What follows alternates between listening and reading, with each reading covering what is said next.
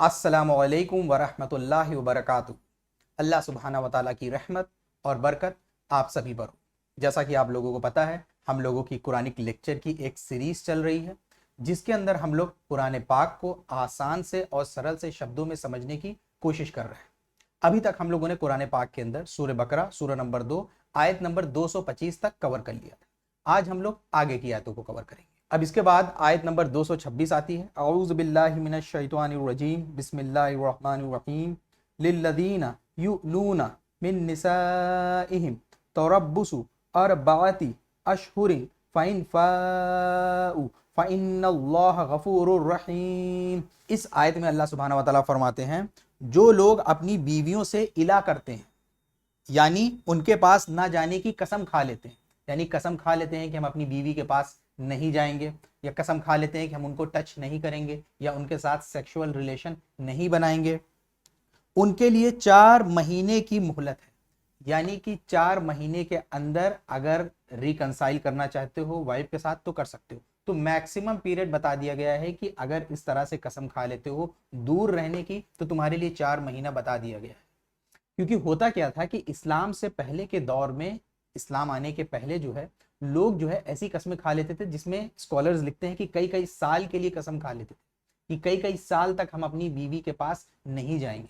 बीवी के पास नहीं जाने का मतलब ये हो गया कि उसके कुछ राइट जो है हम उसको नहीं देंगे। इससे क्या हो जाएगा, वो बीवी तो रहेगी लेकिन उस दौरान वो किसी और से शादी भी नहीं कर सकती है। तो वो एक तरीके से उसी इंसान के साथ फंसी रहेगी जब तक कि वो उसको प्रॉपर डिवोर्स ना दे दे।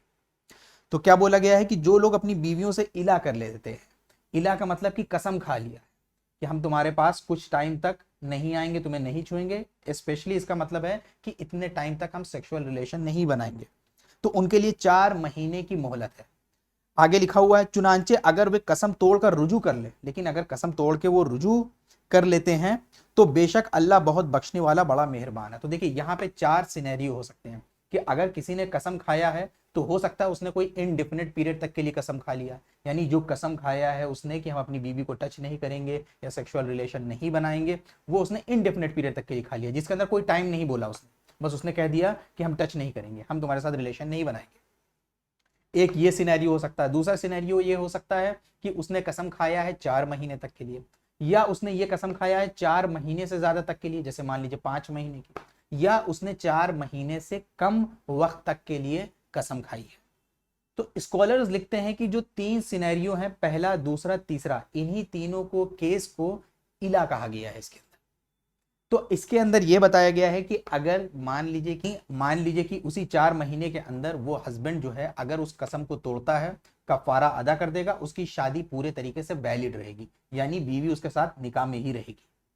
लेकिन अगर 4 महीना बीत गया तो इसके बाद डिवोर्स इस्टेब्लिश हो सकता है, यानी उसकी बीवी उसके निकाह से निकल सकती है। अब ये कैसे निकलेगी, इसके ऊपर स्कॉलर्स की अलग अलग ओपिनियन है।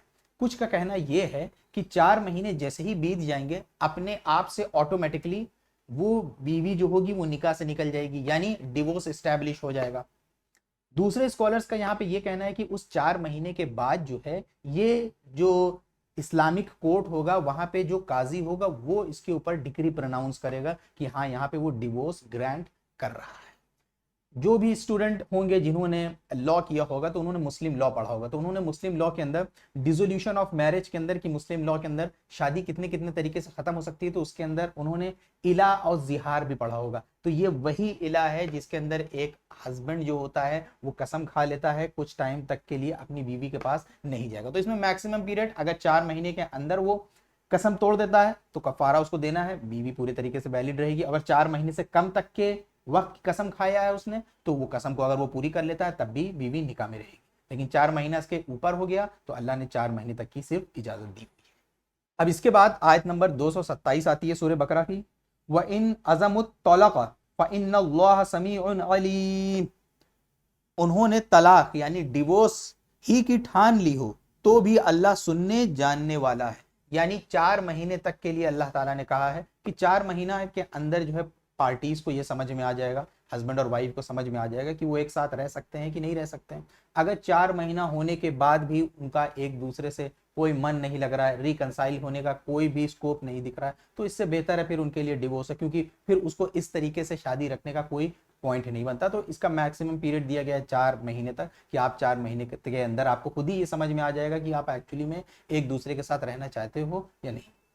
सदक़ल्लाहुल अज़ीम व आखिरु दवाना अल्हम्दुलिल्लाहि रब्बिल आलमीन।